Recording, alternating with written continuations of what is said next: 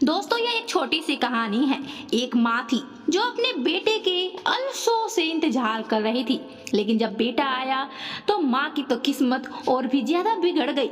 एक बार की समय था, एक बूढ़ी माँ अपने बेटे को बाहर विदेश भेज देती है, लेकिन वह बेटा वहीं पर शादी करके शिफ्ट हो जाता है। अपनी माँ की उसको थोड़ी सी भी फिक्र नहीं रहती है कि मेरी माँ बेचारी गांव में अकेली होगी। बस वह तो अपनी पत्नी के साथ शादी करके खुश था और ऐसा आराम से रह रहा था। वक्त इसी प्रकार से बीतता जा रहा था। एक दिन उस बेटे की पत्र आता है माँ के पास कि माँ, मैं अब आपके पास आ रहा हूँ, आपको लेकर मैं विदेश में अब जाऊंगा क्योंकि आप तो अकेली होगी। माँ भी बहुत खुश हो जाती है कि चलो कोई बात नहीं है, देर से सही कम से कम याद तो आया मेरा बेटा को, वो अब मुझे लियाने आ रहा है। मैं तो परसों से सोच रही थी कि मैं यहाँ पर गांव में अकेली हूँ, मैं अब वहीं पर जा चली जाऊंगी। वह इतना सोच ही रही थी कि उस रात वक्त गुजर जाता है। सुबह होते ही बेटा विदेश से आ जाता है।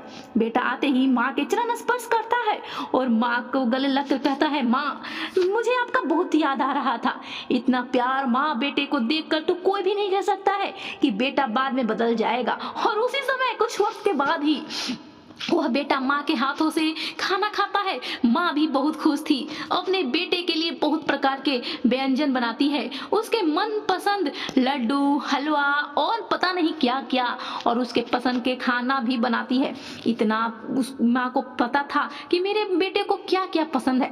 विदेश से आए हुए बेटे माँ के हाथों से इतना अच्छा अच्छा व्यंजन बना खाकर बहुत संतुष्ट हो जाता है, क्योंकि विदेश में तो उसे माँ का हाथ का खाना नहीं मिलता है। लेकिन फिर भी वह अपनी माँ का कीमत अभी भी नहीं जान रहा था।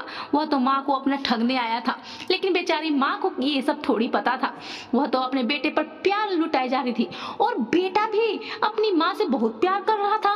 लग ही नहीं रहा था कि बेटा धोखा देगा। जब सुबह में सब चीज हो गया, शाम के समय बाहर खाट निकालकर माँ बेटे बैठे थे। माँ बातें कर रही थी, बेटा भी बतिया रहा था कि इतने वक्त किस प्रकार से गुजरा। तो बेटा बोला, माँ सुबह सुबह ही कल चलना है हमें विदेश, क्योंकि हम टिकट आगे से ही करवा कर आए हैं। मैं अपनी पत्नी को वहाँ अकेला छोड़ कर आया हूँ और अब मेरी बच्चे भी हो गए हैं, तो माँ आपको मैं वहीं पर लेके चलना चाहता हूँ, क्योंकि बच्चे दादी दादी खोजते हैं कि मेरी दादी कहाँ पर है, हमें उन्हें देखना है, इसलिए मैं आपको वहाँ पर लेके चलना चाह रहा हूँ। माँ बोली कि ठीक है बेटा, हम भी अपना पैकिंग कर लेते हैं, तैयारी कर लेते हैं। माँ अपनी थोड़ी देर के बाद जाकर पैकिंग करती है। पैकिंग करते वक्त वे अपने गहने गीठों सब रखती है। उसके बाद बेटा कहता है, माँ इतने गहने वहने तुम अपने बैग में क्यों रख रही हो, मेरे इस बैग से में रख दो, इसमें पूरा लॉक वाला बक्सा है, इसमें से कोई लेकर भागेगा भी नहीं। और माँ एक बात और कहना था हमें, ये जो आपका घर है इसके लिए मैं एक खरीदार पहले से ही यहाँ पर पता लगा लिया हूँ, क्योंकि ये घर तो अब आप क्या करिएगा, अब तो आपको भी मेरे साथ विदेश में ही रहना है, तो विदेश से तो यहाँ अब आना न के ही बराबर हो जाएगा, क्योंकि मैं तो आपसे मिलने ही साल भर 2 साल 4 साल पर आ जाता हूँ, लेकिन जब आप ही नहीं रहिएगा यहाँ पर गांव में, तो यहाँ पर आप किससे मैं मिलने आऊँगा, और ये घर मैं बेच देता हूँ। इसलिए माँ तो तैयार नहीं होती है। माँ कहती है, बेटा ये तुम्हारे बाबूजी की अंतिम निशानी मेरे पास है, इसे मत बेचो, एक काम करो तुम इसे किराए के रूप में लगा दो और जो पैसे आएगा मेरे बैंक में डलवा देना। बेटा कहता है, माँ विदेश में हम जा रहे हैं, यहाँ कहाँ नहीं कि यहाँ पर आपका बैंक में डला जाएगा। एक खरीदार भी मिल गया था, वे आ जाता है उसी समय और सारे बात कहकर साइन इन हो जाता है। माँ भी सहमत हो जाती है कि चलो कोई बात नहीं है, इस घर को आखिर मैं क्या करूँगा, जब विदेश में रह ही रहा हूँ। तो माँ भी बेचने के लिए तैयार हो जाती है। वह घर अब बिक जाता है। जो उस घर को खरीदा था वे मालिक ये घर किराए के रूप में लगाने के लिए लिया था, इसलिए उसका बेटा, बूढ़ी माँ का बेटा कहता है कि हमें आज रात भर इस घर में रहने दीजिए, क्योंकि कल सुबह में ही हमें विदेश जाना है।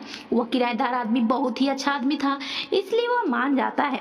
माँ बेटे रात भर उसी घर में गुजारते हैं। सुबह होते ही माँ बेटे घर से निकलने लगते हैं। किराएदार जो खरीदा था घर, वे जितने भी पैसे दिया था माँ को, बेटा किसी बहाने से अपने पास ही रख लेता है, माँ को बेवकूफ बनाकर। लेकिन बेचारी माँ को थोड़ी पता था कि मेरा बेटा मुझे ही चुना लगा रहा है। वे माँ को अपने साथ ले जाता है एयरपोर्ट पर और वहाँ पर अपना बैग चेकिंग, टिकट चेकिंग कराने के बहाने से एयरपोर्ट के अंदर चला जाता है और माँ को बाहर ही बिठा देता है। बहुत इंतजार करते करते वक्त गुजरते जाता है। 8 से 10, 10 12 से 2, 2 से 4 बज जाते हैं। शाम के 4 बज गए लेकिन बेटा अभी तक नहीं आया। माँ के खलबली मच गई। बेचारी को भूख प्यास भी लगी थी लेकिन उसके पास तो कुछ भी नहीं था खाने के लिए, सिर्फ पानी का बोतल था। पानी पी लेती है। उसके बाद एयरपोर्ट के अंदर वह भी जाने लगती है तो सिक्योरिटी गार्ड उसे रोक लेते हैं और बोलते हैं, अम्मा आप अंदर कहाँ जा रही है? तो अम्मा बोलती है, मेरा बेटा अंदर गया हुआ है, उसका नाम मुकेश है, आप प्लीज देखिए।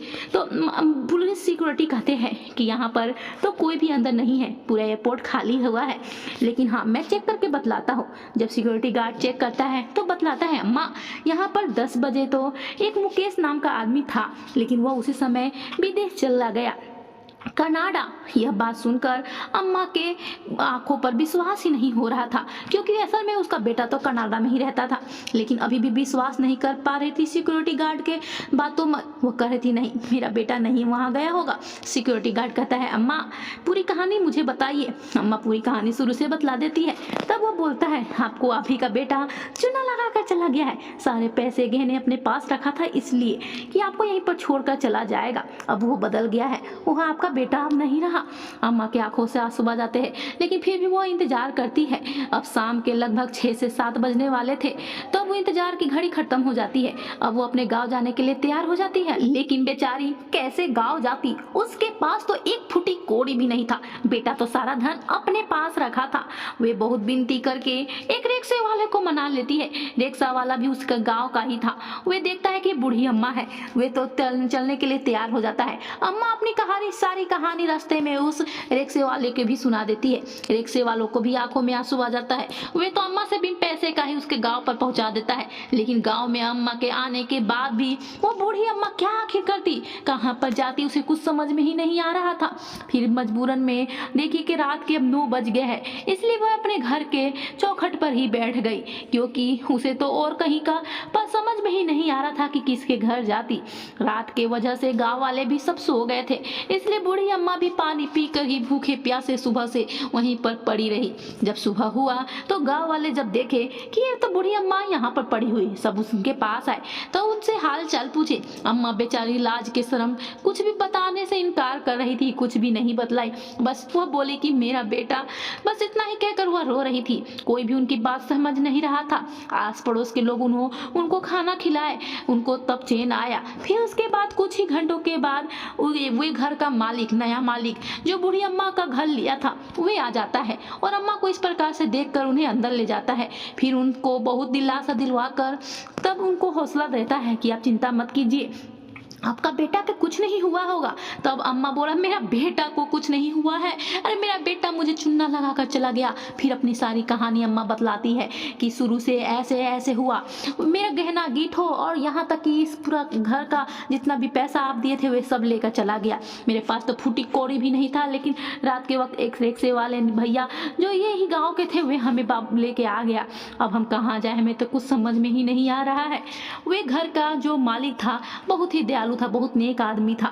वे बोला, अम्मा आप बिल्कुल भी चिंता मत कीजिए, वैसे भी इस घर में हमें थोड़ी रहना है, ये घर तो हम किराए के रूप में लगाने के लिए ही लिए थे, मेरे पास ज्यादा पैसे आ गए थे तो आप क्या कीजिए कि इसमें एक फ्लोर में आप रह लीजिए, नीचे वाले में, ऊपर वाले हम किराए में लगा देंगे।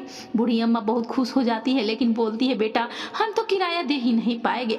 तो वे आदमी बोलता है, अम्मा जब आपके पास पैसे होंगे तब आप दे दीजिएगा, लेकिन एक आइडिया और बतलाता हूँ, आपके पास अगर कुछ और हुनर है तो आप उस हुनर का उपयोग कीजिए जिससे आपके बेटे बहू को सबक भी मिलेगा। अम्मा तो खाना बहुत टेस्टी बनाती थी और लाजवाब बनाती थी। वे किराएदार भी उनका साथ दिया और कुछ पैसे और सामान भी लाकर दे दिए। अब बूढ़ी अम्मा जुट गई खाना बनाने में, बहुत ही अच्छा गांव के बाहर ही एक ढाबा खोल दी और इतना अच्छा उनका खाना स्वादिष्ट महक सुनकर गांव के आसपास के लोग आने लगे। ये चर्चा पूरे चारों तरफ आसपास के गांवों में भी चलने लगा। वे खाना का सर्विसिंग होने लगा, ऑनलाइन खाना बिकने लगा। बूढ़ी अम्मा देखते देखते अब करोड़पति बन गई थी, जो अपना घर वे उस आदमी से अब खरीद ली थी और जितना भी किराया हुआ था उसको सूद समेत उसको वापस भी कर दी थी। उस अनजान आदमी किराएदार के इतना नेक दिल आदमी कभी भी अम्मा किसी को भी नहीं देखती, अपना बेटा है उसको धोखा दे दिया था। लेकिन आज अम्मा बहुत ही बड़ी ओहदे पर थी। एक दिन तो और भी अजब घटना घट गया। जो बेटा विदेश में गया था रहने के लिए, वहाँ पर उसकी जॉब चली जाती है। भगवान भी बड़ी अच्छा ही माया रचता है। वहाँ पर जॉब चली जाती है और जितने भी धन दौलत पैसे लेकर जाता है वे भी खर्च हो जाते हैं। उसकी पत्नी उससे तलाक ले लेती है और बच्चे जो होते हैं एक पिता के पास और एक माँ के पास हो जाता है। अब बेचारा वो बेटा क्या करता, अपने बेटी को लेकर वे अपना इंडिया शहर आ जाता है। लेकिन वे जाता तो जाता कहाँ, उसे कुछ समझ में नहीं आ रहा था। कुछ दिन तो होटल लेकर रहा, लेकिन उसके कानों में एक दिन चर्चा हुआ कि मेरी माँ बहुत ही अमीर हो गई है, करोड़ों में। इसलिए वे अपनी माँ के चौखट में गया। अरे उसे तो शर्म भी नहीं आया कि जिस माँ को मैंने लूट कर गया था, चूना लगा कर गया था, उसे रास्ते पर हम फेंक के जिस माँ को हम गए थे उसी माँ के पास मैं फिर से जा रहा हूँ। उसे कुछ भी शर्म नहीं आया। वे माँ के पास जाते हुए माँ बोला, माँ मुझे माफ कर दो, मुझे आपको उस प्रकार से छोड़कर जाने का मन नहीं था, लेकिन मेरी पत्नी ही ये सब लालच दी थी। आप देखिए ना, मेरे कर्मों का फल भी मिल गया, वे भी मुझे छोड़ दी जिस प्रकार से आपको छोड़ने के लिए कही थी। और तो और 2 संतानों में से एक संतान हमको भी थमा दी। केस मुकदमा चला, इसलिए हमें बेटी ही मिला क्योंकि मैं जेंट्स हूँ। और वे एक लड़के को अपने साथ रख ली और हमारा रिश्ता हरदम के लिए खत्म हो गया। माँ, हमें सजा मिल गया है, हमें उसकी बातों पे नहीं आना चाहिए था। लेकिन ये बूढ़ी अम्मा नहीं पसरी जी, क्योंकि बुढ़ाठी में उसने उसे छोड़कर सड़क पे चल गया था और तो और उसके पैसे भी ले लिया था। अरे हुए तो बूढ़ी अम्मा बेचारी अपना दिन इसी प्रकार से काट ही रही थी, कट जाता, लेकिन उसका कम से कम देना नहीं था तो लेना तो नहीं चाहिए था। बहुत कुछ बूढ़ी अम्मा मन ही मन सोच रही थी और एक लात अपने विदेशी बेटे को मारती है और बोलती है, कौन बेटा, कौन है तुम, हम तुमको नहीं पहचानते हैं। अरे मेरा बेटा तो उसी दिन मर गया जो एयरपोर्ट के सड़क पर ही हमें छोड़कर चला गया था और बिन बतलाही। तुमको जब धन लेना ही था तो हम हमें बता देते, हम खुशी खुशी दे देते, लेकिन वहां पर मुझे इस प्रकार से ऐसे ही छोड़कर जाने की क्या जरूरत थी। मुझे बहुत विश्वास था अपने बेटे पर, वे विश्वास भी मर गया और मेरा बेटा भी उस दिन मर गया। अब क्या था, बेटा समझ गया था कि मेरी माँ मुझे माफ करने वाली नहीं थी, उसको तो सजा मिल ही गया था अपनी करनी का। वे अपना बेटा को लेकर किसी छोटा मोटा ऐसे ही जॉब खोजकर अपनी बेटी की परवरिश करने लगा और खुद अकेले रहने लगा। ना शादी बचा, ना परिवार, ना माँ बाप। तो दोस्तों, ये आपको स्टोरी कैसी लगी? आपको अगर पसंद आई हो तो ज़्यादा से ज़्यादा शेयर कीजिए। कभी भी किसी भी बेटे को इस प्रकार से अपनी पत्नी के बहकावे में आकर नहीं करना चाहिए, उसको भी अपना दिमाग से सूझ बूझ से सोचना चाहिए। तो दोस्तों, अगर मेरे चैनल में नए हैं तो प्लीज़ सब्सक्राइब भी कर दीजिएगा, एक लाइक भी कर दीजिएगा। धन्यवाद।